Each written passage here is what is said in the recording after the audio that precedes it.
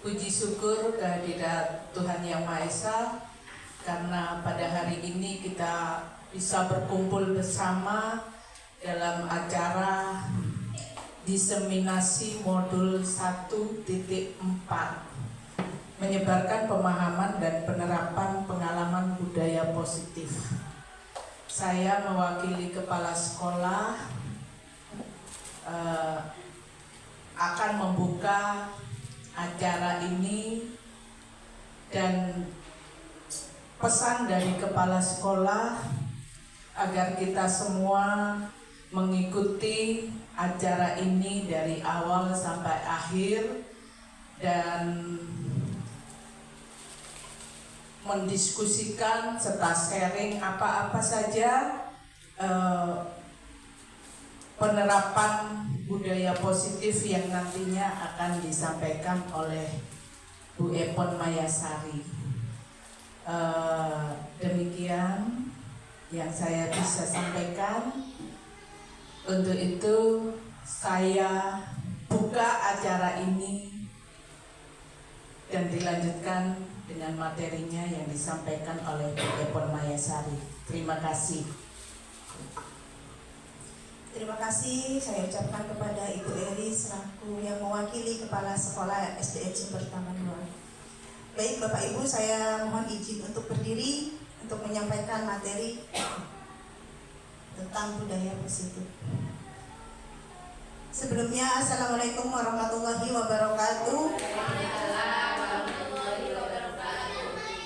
Alhamdulillahirrabbilalamin, wassalatu wassalamu ala asrafil anbiya'i wal mursalin wa ala alihi wa sahbihi ajma'in, amma ba'du.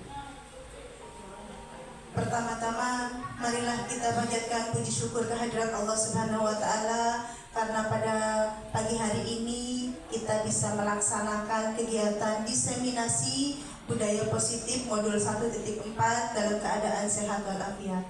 Salawat dan salam semoga tetap tercurahkan kepada baginda kita Nabi besar Muhammad SAW yang telah membawa kita dari alam kegelapan menjadi alam yang terang benderang. Sebelumnya saya ucapkan terima kasih kepada Bapak Ibu Guru beserta staf SDN Sumber Taman 2 yang sudah berkenan hadir dalam acara hari ini dan sudah menyempatkan waktunya. Saya sangat-sangat berterima kasih. Baik Bapak Ibu yang berbahagia, saya di sini akan menyebarkan pemahaman dan penerapan pengalaman budaya positif di SDN Sumber Taman 2. Yang pertama yaitu konsep inti dari budaya positif. Di sini yang pertama ada perubahan paradigma belajar, disiplin positif, nilai-nilai kebajikan, kebutuhan dasar manusia, motivasi perilaku manusia, posisi kontrol guru, keyakinan kelas, dan yang terakhir adalah segitiga restitusi. Ada 8 yang akan saya sampaikan pada pertemuan diseminasi hari ini. Pembelajaran dengan paradigma baru, seperti yang kita ketahui Bapak Ibu bahwa kita sudah melaksanakan kurikulum merdeka. Pembelajaran dengan paradigma baru merupakan pembelajaran yang dirancang berdasarkan prinsip pembelajaran berdiferensiasi, sehingga murid belajar sesuai dengan kebutuhannya berdasarkan tahap perkembangan sesuai teori psikologi modern untuk mewujudkan profil pelajar Pancasila. Jadi di paradigma ini kita sudah melaksanakan pembelajaran yang berdiferensiasi sesuai dengan minat dan bakat siswa, yang tujuannya, muaranya yaitu di kurikulum merdeka dengan pengembangan profil pelajar Pancasila. Kita sudah tahu bahwa 6 dimensi profil pelajar Pancasila. Yang pertama, beriman bertakwa kepada Tuhan Yang Maha Esa dan berakhlak mulia. Yang kedua, berkebinekaan global, mandiri, bergotong royong, bernalar kritis, dan kreatif. Mengubah paradigma stimulus respon ke pendekatan teori kontrol. Di sini kita akan mengetahui stimulus respon. realitas atau kebutuhan kita sama, tetapi teori kontrolnya bahwa kebutuhan kita tidak sama. Seperti itu Bapak Ibu ya. Semua orang melihat hal yang sama stimulusnya. Teorinya bahwa setiap orang memiliki gambaran yang berbeda.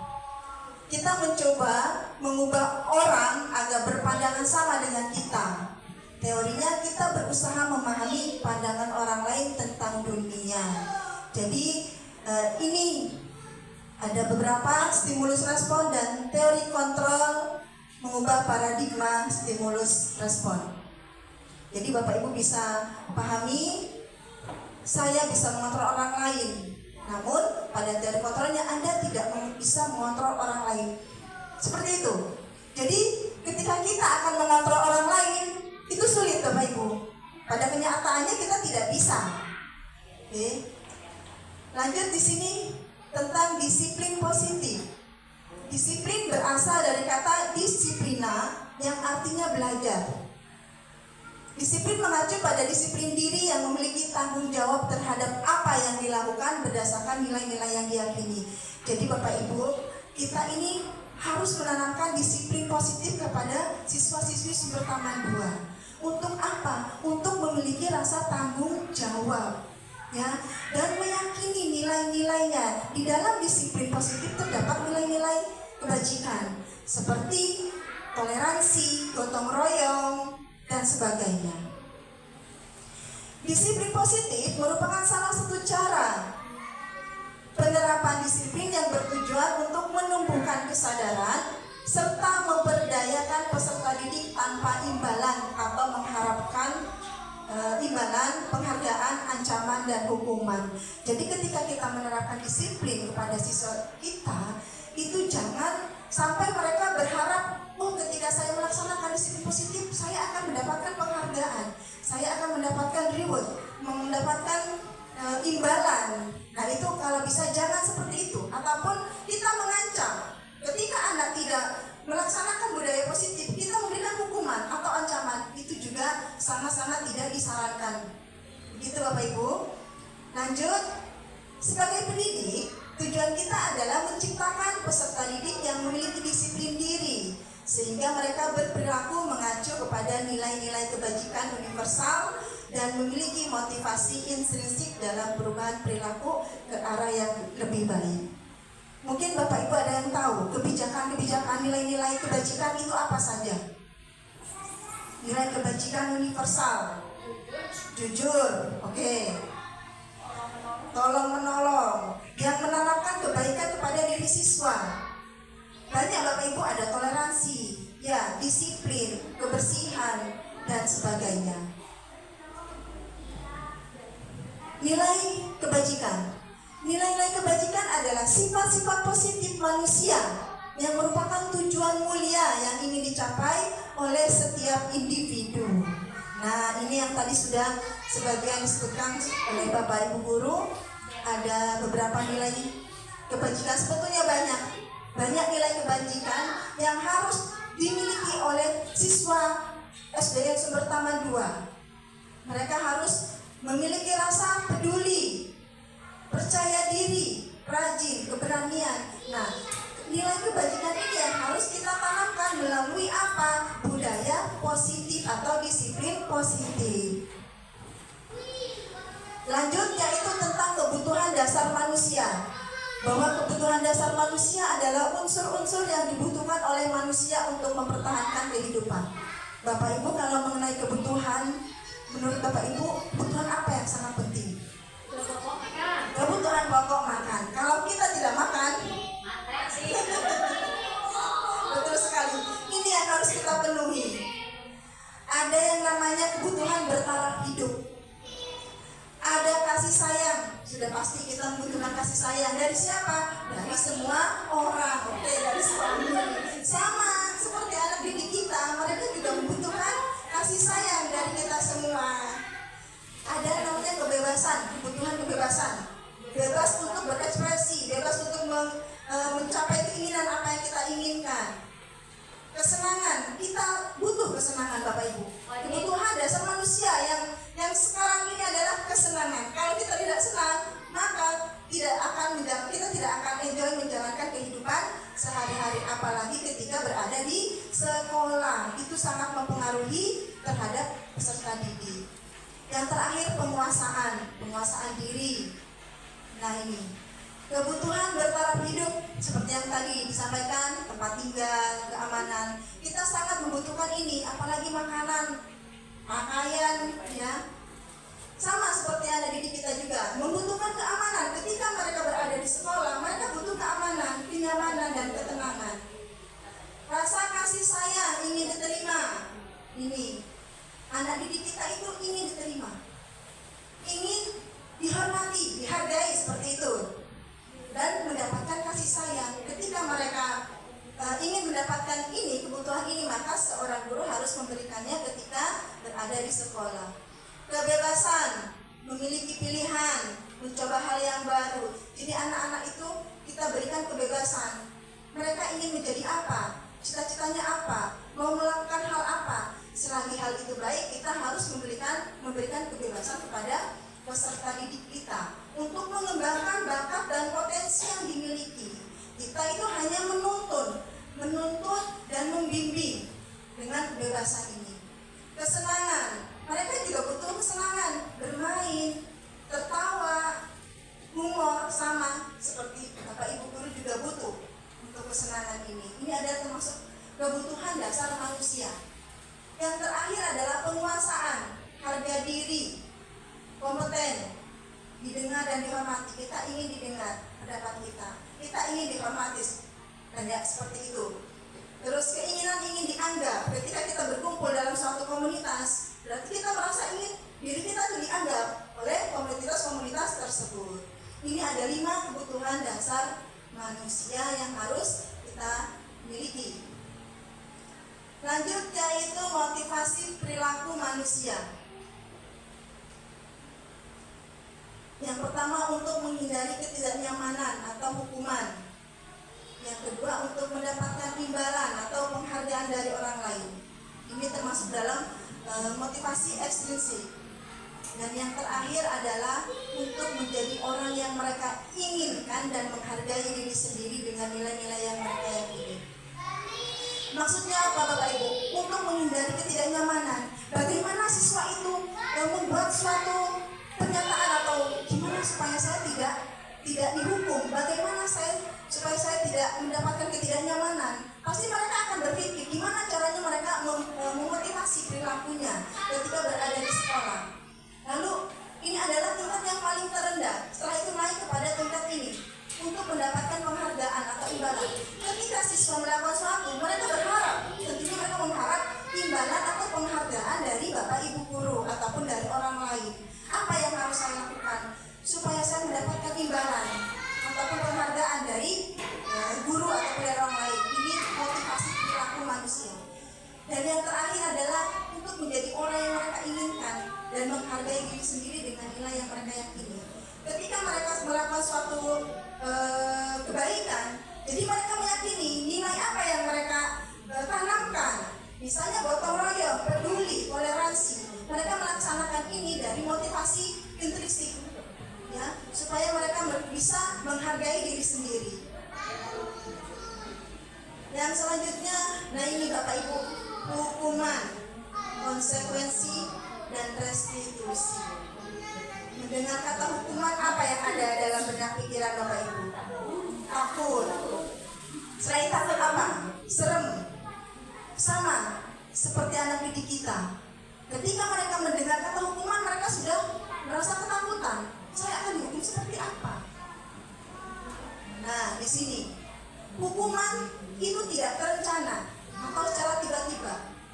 Murid tidak tahu apa yang akan terjadi karena tidak dilibatkan ketika melakukan suatu hukuman bersifat satu arah berupa hukuman fisik. Jadi gini Bapak Ibu, ketika melaksanakan pembelajaran, ada anak yang melakukan suatu kesalahan, pasti Bapak Ibu ada yang melakukan hukuman. Nah, itu bersifat satu arah, tidak ada kesepakatan di awal. Jadi mereka merasa tertekan. Lalu konsekuensi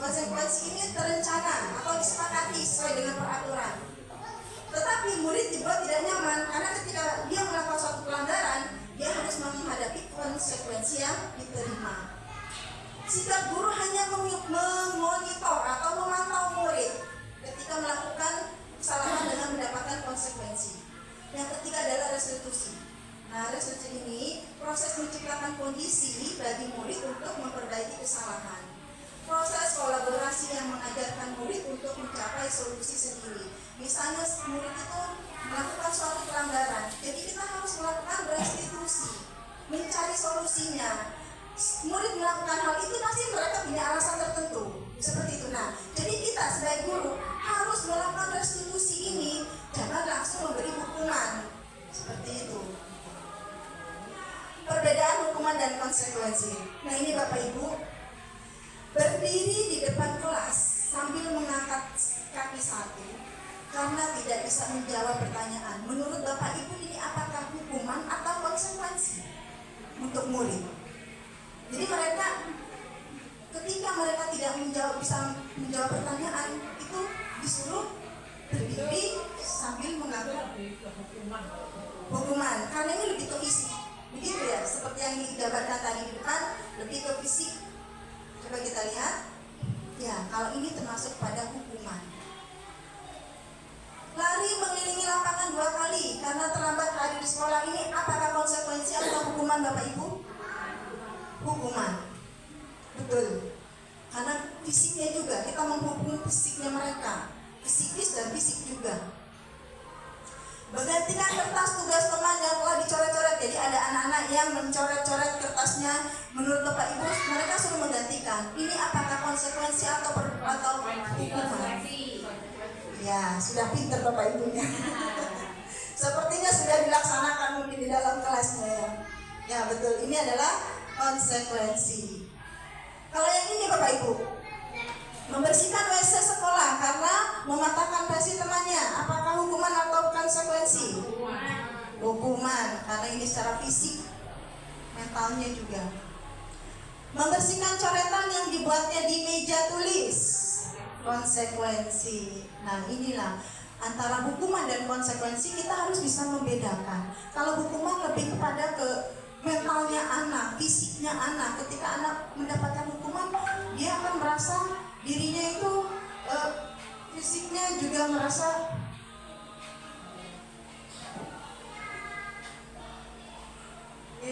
maaf. Lanjut, ini perbedaan hukuman dan konsekuensi Bapak Ibu. Hukuman adalah bentuk sanksi yang diberikan sebagai akibat langsung dari tindakan melanggar hukum atau aturan. Biasanya bersifat negatif dan bertujuan untuk menghukum. Seperti tadi, tujuan itu untuk menghukum siswa tadi berdiri, berlari, membersihkan WC. Konsekuensi adalah akibat dari tindakan yang dilakukan dalam pendekatan disiplin positif. Konsekuensi berfokus pada bentuk pembelajaran daripada sebuah hukuman. Tujuannya untuk membantu murid memahami dampak dari tindakannya dan membuat pilihan yang lebih baik di masa depan. Jadi konsekuensi ini lebih kepada dampak yang akan mereka dapatkan di masa depan. Ketika mereka melakukan suatu pelanggaran, mereka harus menggantikan kertas yang dicoret-coret tadi. Jadi mereka berpikir ketika akan membuat suatu kesalahan dengan mencoret-coret meja ataupun menyobekkan kertas, berarti aku harus mengganti. Jadi mereka berpikir lagi untuk kalau seperti itu berarti saya tidak boleh melanggar aturan ini supaya saya tidak mendapatkan konsekuensi. Ini kalau hukuman ini lebih parah daripada konsekuensi. 5 posisi kontrol guru. Yang pertama sebagai penghukum, yang kedua kita sebagai teman, sebagai pembuat rasa bersalah, pemantau, dan manajer. Bapak Ibu sekarang berada di posisi yang mana? Apakah Bapak Ibu sebagai manajer, atau penghukumkah, atau pemantau, pembuat rasa bersalah, teman, atau semuanya? Nah, kita pasti semua ini sudah pernah melaksanakan posisi kontrol ini. Penghukum, pasti Bapak Ibu juga sudah pernah menghukum murid-muridnya. Ya, sama, saya juga seperti itu. Pembuat rasa bersalah seperti apa? Seperti apa pembuat rasa bersalah? Jadi ketika anak melakukan pelanggaran, kita bilang, "Nak,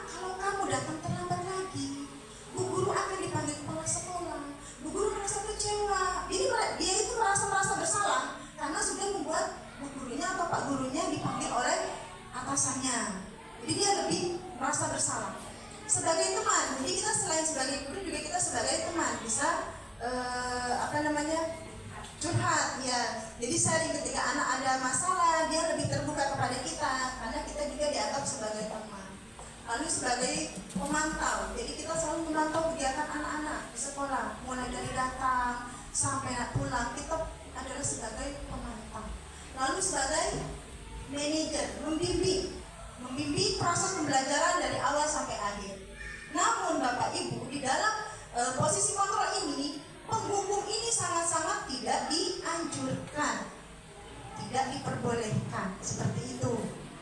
Jadi sekiranya hukuman itu bisa dihindari, maka kita hindari dengan hal-hal yang lain.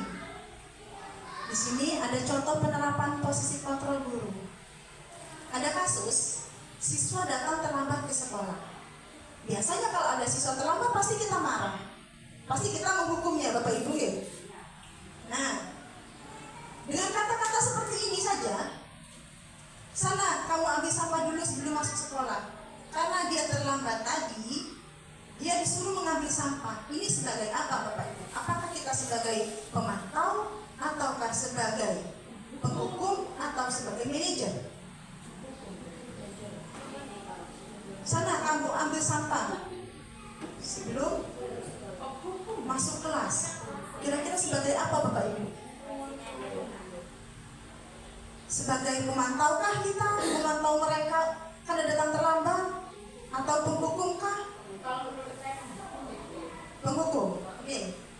Sebagai penghukum, karena dia sudah dihukum untuk mengambil sampah sebelum masuk kelas. Yang kedua, sudah berapa kali ibu atau bapak ingatkan kamu agar tidak datang terlambat? Kamu sudah membuat ibu kecewa. Nah, ini yang tadi saya katakan, sebagai merasa bersalah. Jadi kalau kita sudah menyampaikan kalimat ini kepada siswa kita, itu kita membuat orang yang merasa bersalah. Maksudnya murid itu merasa bersalah terhadap kita karena kita sudah kecewa dengan keterlambatannya tadi. Ada lagi kalimat seperti ini. Kamu sudah melanggar aturan sekolah atau kelas. Kamu tahu konsekuensinya. Bapak, Ibu akan mencatat kesalahan kamu untuk bahan perbaikan kamu di kemudian hari. Ini sebagai apa kira-kira Bapak Ibu? Dari 5 posisi kontrol tadi. Ada manajer, ada penghukum, pemantau, teman. Sebagai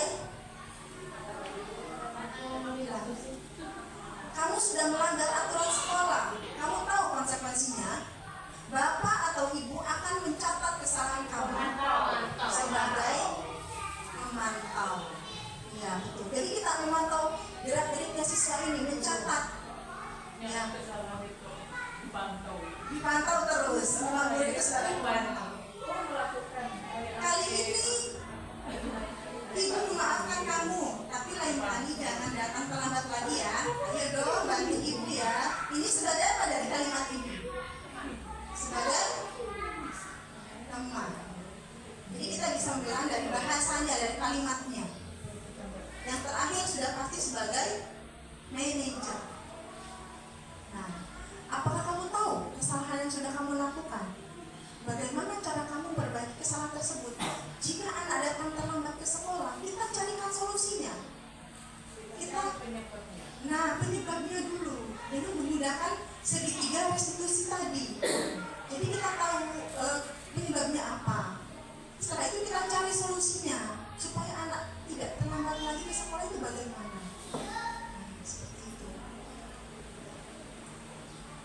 Nah, ini Bapak Ibu ada video yang kita simak ya.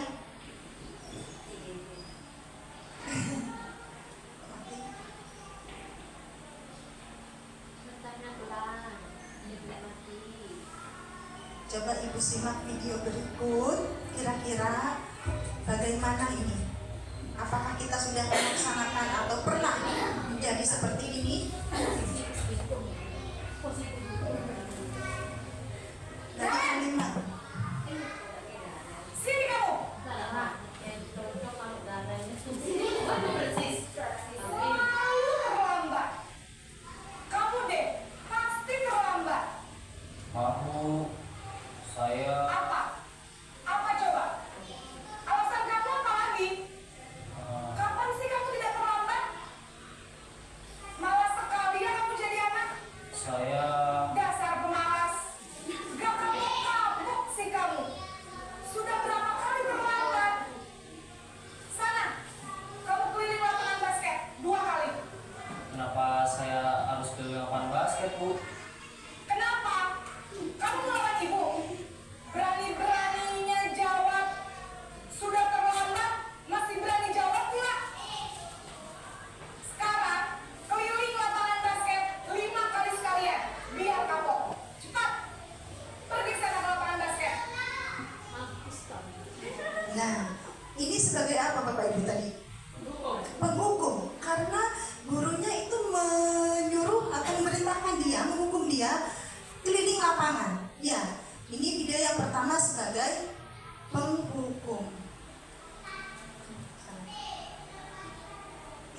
lagi yang video kedua.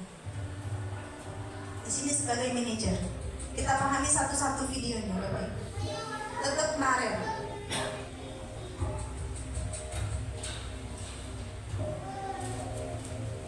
Naren,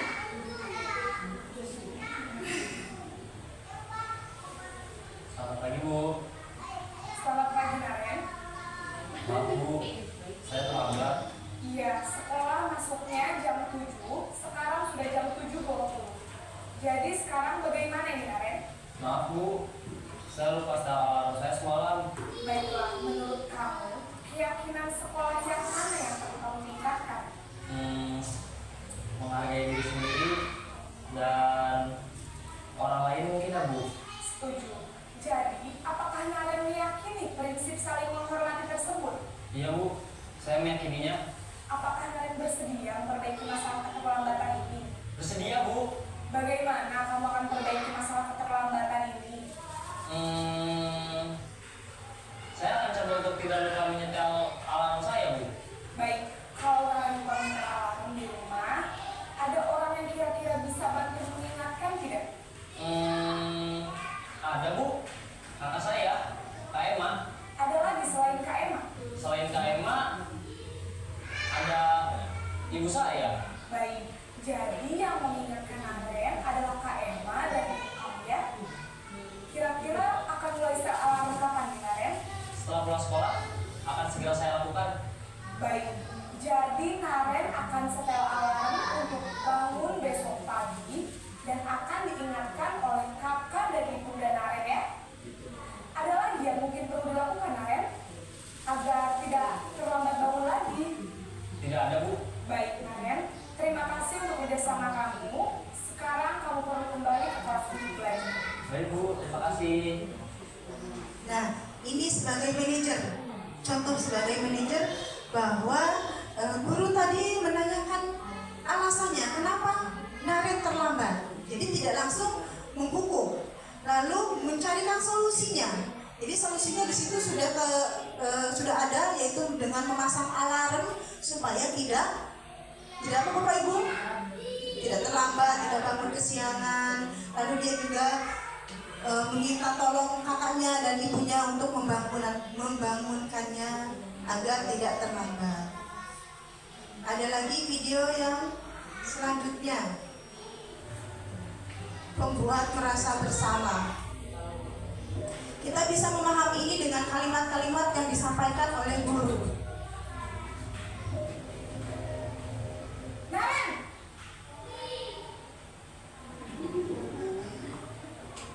Selamat pagi Bu. Naren, kamu kenapa terlambat lagi nak? Ya Tuhan Naren, kamu senang ya bikin ibu susah ya? Kalau kamu terlambat lagi, nanti ibu yang ditegur bapak kepala sekolah nak. Disangka ibu tidak bisa membina kamu. Duh, gimana ini? Maaf Bu. Duh Gusti Naren, kamu suka ya kalau ibu ditegur bapak kepala sekolah? Terus, sekarang ibu harus tulis apa yang di buku absen? Ini kamu sudah sering terlambat loh. Ibu harus apa coba? Maaf Bu. Maaf sekali. Ya sudah, lain kali jangan bikin ibu susah lagi ya nak ya. Ibu tidak akan kuat lagi kalau kamu begini terus. Bisa jantungan kalau ibu tegur bapak kepala sekolah. Sana cepat kelas. Maaf ya Bu. Maaf sekali. Ini adalah merasa bersalah. Jadi pernahkah Bapak Ibu melakukan hal seperti ini? Sering juga. Jadi berkali-kali siswa kita mengucapkan maaf bu, tapi kita tetap memarahinya. Jadi dia merasa bersalah atas tindakan yang telah dilakukannya. Siapa mungkin yang pernah menjadi Naren ketika sekolahnya dulu sering terlambat, atau mungkin Pak Rudi pernah terlambat dimarahin sama bapak ibu gurunya?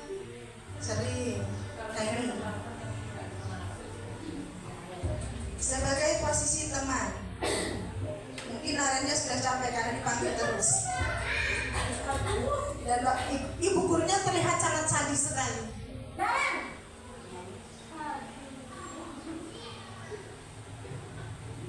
Selamat pagi Bu. Wah, sudah jam berapa ini, Nak? Terlambat lagi ya saya. Iya Bu, habis ibu saya lupa membangunkan saya Bu. Kamu malah menyalahkan ibu kamu. Kok terlambat sih? Iya Bu, saya memang terlambat bangun tadi. Jadi biarpun saya lari kencang, tetap gak kekejar Bu. Ya sudah sana. Nanti lain kali larinya lebih kenceng lagi ya. Biar gak terlambat lagi. Bikin seneng ibu demi ibu. Bisa kan? Bisa lah Bu. Ya sudah sana masuk kelas. Ibu beresin urusan absen kamu. Kamu ini ada-ada saja. Ini posisi sebagai teman, tapi kelihatan bukunya agak genit-genit sedikit ya. Seperti merayu-rayu seperti itu ya. Jadi memang Bapak Ibu selain jadi guru, kita juga harus memposisikan kita sebagai teman terhadap murid kita supaya mereka lebih terbuka. Nah, ini sebagai pemantau.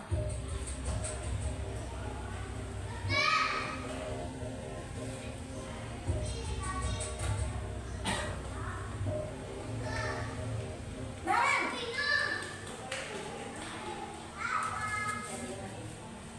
Selamat pagi Bu. Naren, apa peraturan sekolah kita tentang jam berapa kita harus masuk sekolah, Nak? Kita harus di sekolah jam 7 Bu. Iya betul, sekarang sudah jam 7.20. Naren sudah tahu konsekuensinya jika terlambat hadir. Paham Bu, saya harus tinggal kelas pas jam istirahat selama 20 menit. Iya benar, konsekuensinya demikian. Jadi nanti jam 9.30 pas istirahat, kamu harus tinggal di kelas, kerjakan tugas tambahan untuk ketertinggalan kamu, ya? Baik Bu. Nah, itu tadi Bapak Ibu video tentang 5 posisi kontrol guru. Yang pertama itu sebagai penghukum, lalu sebagai manajer, sebagai teman, sebagai pemantau, dan sebagai merasa bersalah.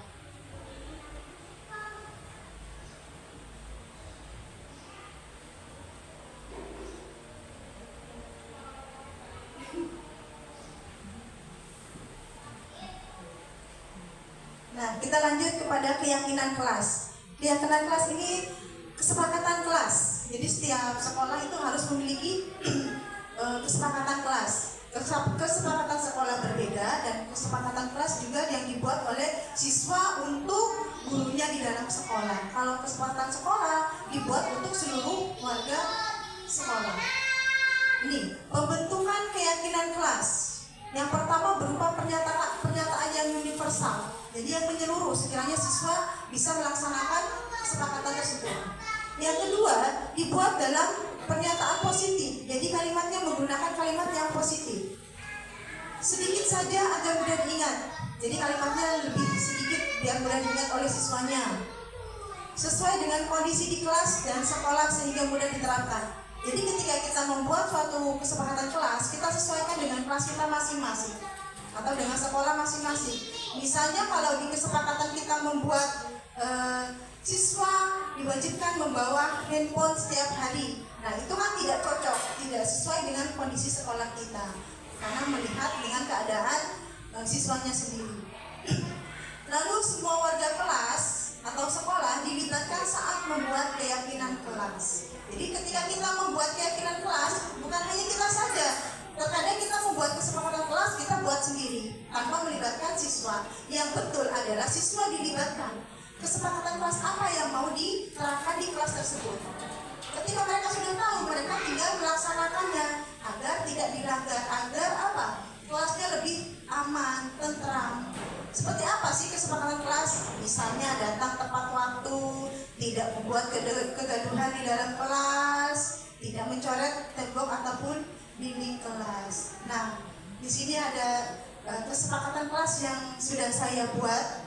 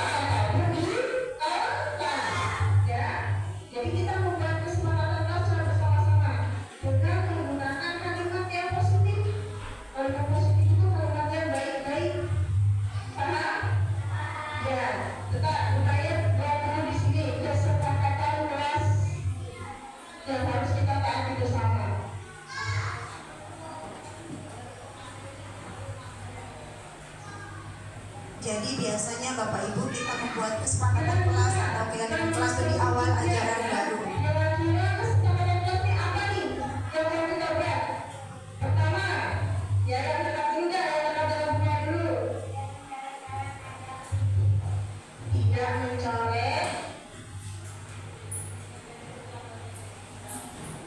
Tidak mencolek meja apa?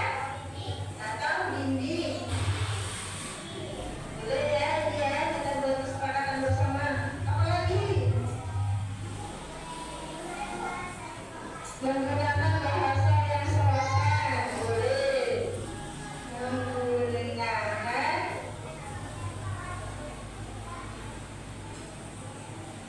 bahasa yang sopan. Apa lagi? Apa itu? Tidak merusak peralatan sekolah. Boleh, bagus ya. Tidak merusak peralatan sekolah. Siapa lagi namanya? Apa? Menghindari perkelahian. Suaranya yang keras ya, supaya gue dengar. Menghindari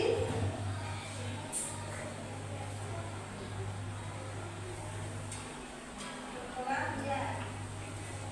Yang kelima, ada yang kelima? Apa ini? Bagus. Tidak berbicara.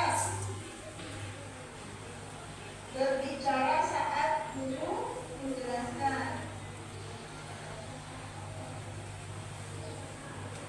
Ada lagi? Apa? Menghormati. Menghormati guru dan teman. Terus ada lagi? Datang tepat waktu. Bagus, harus datang tepat waktu untuk sekolah. Jadi nggak boleh terlambat ya. Ada lagi? Tidak mengganggu teman. Bagus. Tidak mengganggu teman saat belajar ya. Ada lagi? Menjaga kebersihan kelas.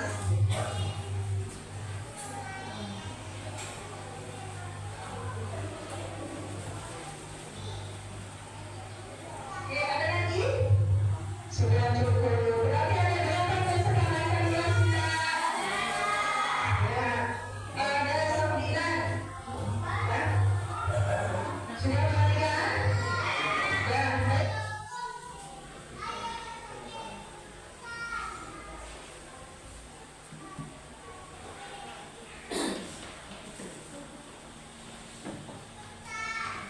Itu tadi Bapak Ibu sedikit contoh dalam membuat keyakinan kelas atau kesepakatan kelas di kelas 4A. Jadi ini juga bisa diterapkan di kelas-kelas yang lain. Jadi setiap kelas itu harus mempunyai kesepakatan kelas atau keyakinan kelas. Agar apa? Agar anak didik kita terbiasa dengan budaya disiplin. Seperti itu. Lanjut, di sini ada segitiga restitusi, yaitu suatu proses dialog yang dilakukan guru agar dapat menghasilkan murid yang mandiri dan bertanggung jawab. Di dalam segitiga restitusi terdapat 3 tindakan. Yang pertama adalah menstabilkan identitas, yang kedua validasi tindakan yang salah, dan yang ketiga adalah menanyakan keyakinan. Jadi ketika siswa kita melakukan suatu pelanggaran atau kesalahan, yang harus kita lakukan adalah ini, segitiga restitusi, bukan hukuman ataupun ancaman. Kita menstabilkan identitas dulu, lalu menanyakan tindakan apa, tindakan yang salah. Ya, apa alasannya anak itu melakukan suatu kesalahan tadi? Pasti mereka mempunyai alasan. Setelah itu menanyakan kesepakatan kelas apa yang sudah kamu langgar, atau yang sudah kita sepakati bersama. Misalnya ketika anak datang terlambat, itu sudah melanggar keyakinan kelasnya atau peraturan kelasnya. Jadi kita harus ini segitiga restitusi untuk memecahkan suatu permasalahan dengan siswa. Seperti itu. Berdasarkan prinsip membuat kesalahan adalah bagian dari proses pembelajaran. Kalimatnya seperti ini. Berbuat salah itu wajar. Tidak ada manusia yang sempurna. Bapak atau ibu tidak mau mencari siapa yang salah, tetapi bapak dan ibu adalah mencari solusi permasalahannya. Ini menstabilkan identitas. Ya. Lanjut, validasi tindakan yang salah. Berdasarkan prinsip setiap perilaku berupaya memenuhi suatu kebutuhan tertentu. Kalimatnya, kamu pasti punya alasan mengapa melakukan hal itu. Padahal kamu bisa melakukan hal yang lebih dari itu. Kamu patut bangga. Nah ini, validasi tindakan yang salah. Dan yang terakhir adalah menanyakan keyakinan. Berdasarkan prinsip teori kontrol, bahwa pada dasarnya kita dapat memunculkan motivasi secara intrinsik. Nah, seperti tadi menanyakan keyakinan kelas apa yang sudah disepakati bersama, nilai-nilai apa, dan menanyakan kamu ingin menjadi orang seperti apa, menjadi orang seperti apa ketika mereka melakukan suatu kesalahan. Mungkin di sini ada yang mau ditanyakan setelah pemaparan yang saya sampaikan tadi. Ya. Terima kasih waktunya. Bu Maya, saya mau tanya, bagaimana jika di sekolah ada kelas yang tidak membuat keyakinan atau kesepakatan kelas? Apakah berdampak kepada siswa yang ada di kelas tersebut? Bapak Ibu, menciptakan suasana di sekolah itu harus suasana yang menyenangkan, yang aman, yang kondusif. Karena sekolah adalah tempat untuk belajar. Kalau misalnya di kelas tidak ada kesepakatan kelas, bagaimana mereka bisa kondusif? Bagaimana mereka bisa merasakan aman dan tenang? Seperti itu.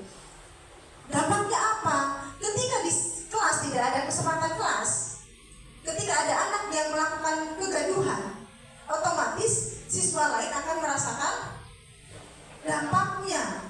Ya, akan merasakan tidak nyaman karena berisik, selalu ada kegaduhan. Ketika siswa lain tidak mengerjakan PR misalnya, itu juga sama. Bagaimana nanti dampaknya? Maka dia akan terbiasa seperti itu, tidak mengerjakan PR karena tidak ada kesepakatan kelas yang disepakati bersama. Seperti itu. Keyakinan kelas itu yang memunculkan nilai-nilai kebajikan tadi, nilai-nilai kebajikan universal yang menjadikan mereka untuk toleransi, disiplin, dan sebagainya. Mungkin seperti itu, Bu Gita. Ada lagi, satu orang lagi? Ya, silakan. Izin bertanya, terkadang untuk mendisiplinkan siswa, guru masih memberikan hukuman atau sanksi dengan tujuan agar jerah dan tidak mengulangi kesalahan lagi. Lalu padahal hal tersebut berlawanan dengan teori kontrol yang sudah dijelaskan oleh Bu Maya tadi. Bagaimana sikap kita sebagai guru jika di sekolah masih ada guru yang melakukan hal tersebut? Terima kasih.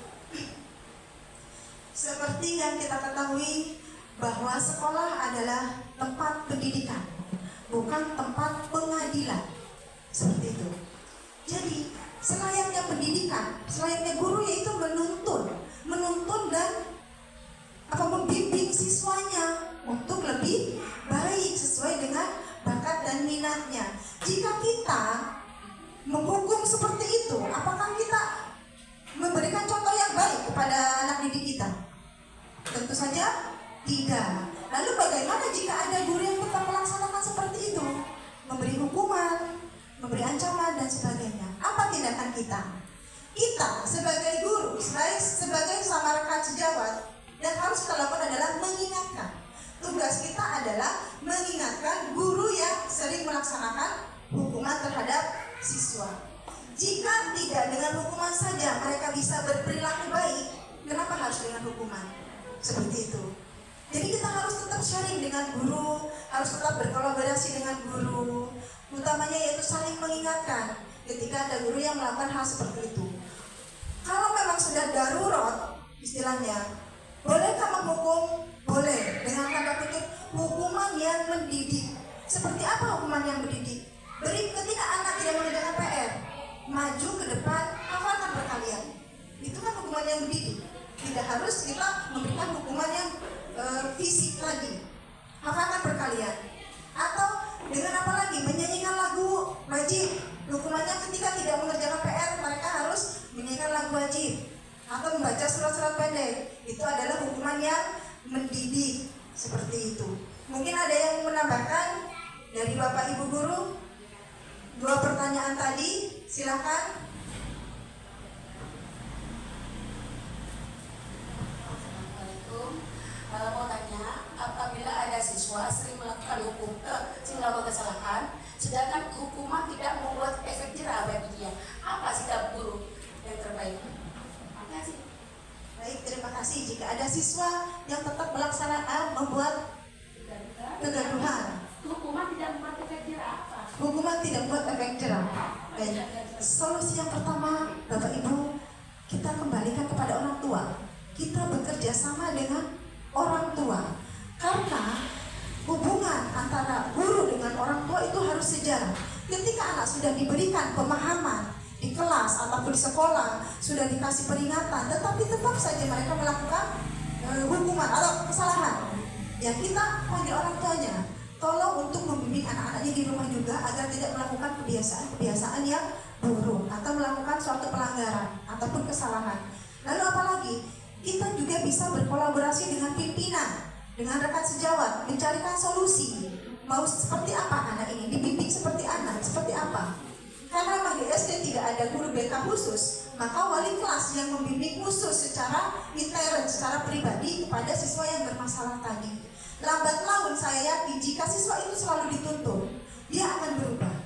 Lambat laun, tapi tidak seperti langsung kita membalikan telapak tangan. Sekarang kita menasihati langsung sesuai maksimal, tidak akan langsung. Semuanya butuh proses, butuh waktu untuk mengubah kebiasaan yang buruk menjadi kebiasaan yang baik. Seperti itu. Oke, mungkin ada yang mau menambahkan dari pertanyaan 3 tadi? Sudah tidak ada? Baik, kalau tidak ada saya cukupkan sekian. Ya, saya cukup sekian. Terima kasih atas kerjasamanya Bapak Ibu semuanya untuk pertemuan hari ini. Semoga bermanfaat untuk kita. Wabillahi taufiq wal hidayah. Wassalamualaikum warahmatullahi wabarakatuh. Saya kembalikan kepada Ibu Wakil Kepala Sekolah.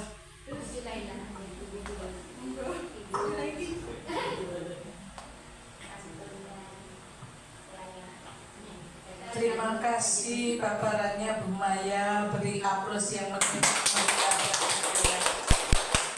Baik, dari yang disampaikan Bu Maya tadi, materinya cukup baik, memberi wawasan kepada kita semua, diantaranya mengenai stimulus respon, ya, dimana tadi saya simpulkan tentang teori kontrol terkadang tidaklah sama.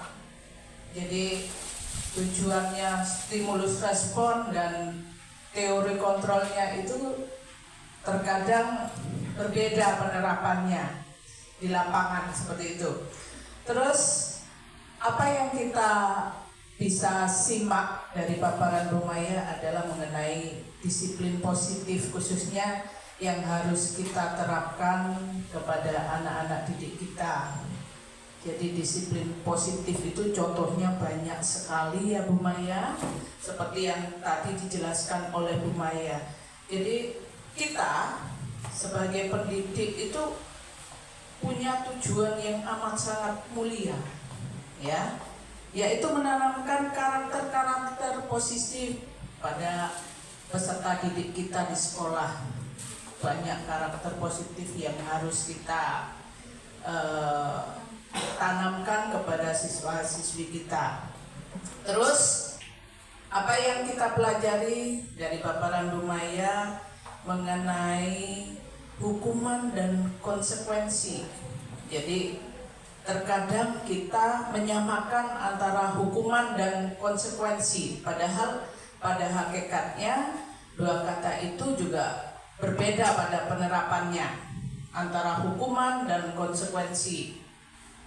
Yang terakhir adalah yang disampaikan Bu Maya barusan adalah mengenai 5 posisi kontrol guru. Nah, ini yang harus kita pahami, jadi masukan tambahan ilmu juga bagi kita semua di sini. Apa yang terbaik dari 5 posisi kontrol guru tadi yang hendak kita jalankan saat kita membimbing, mengajar murid-murid kita. Seperti apa yang paling baik? Apakah seperti posisi kita sebagai penghukum, manajer, terus teman? Nah, saya kira kalau menurut saya ini Bu Maya ya, jadi 5 kontrol guru itu kita semua di lapangan itu menerapkan, cuma porsinya ya, porsinya, prosentasenya kita sebagai penghukum itu lebih banyak apa lebih sedikit daripada manajer, seperti itu. Jadi lebih sedikit persentase kita, posisi kita sebagai penghukum akan lebih baik daripada kita persentase sebagai guru penghukumnya itu lebih banyak. Jadi ke anak itu jadi seperti apa ya, tertekan seperti gitu.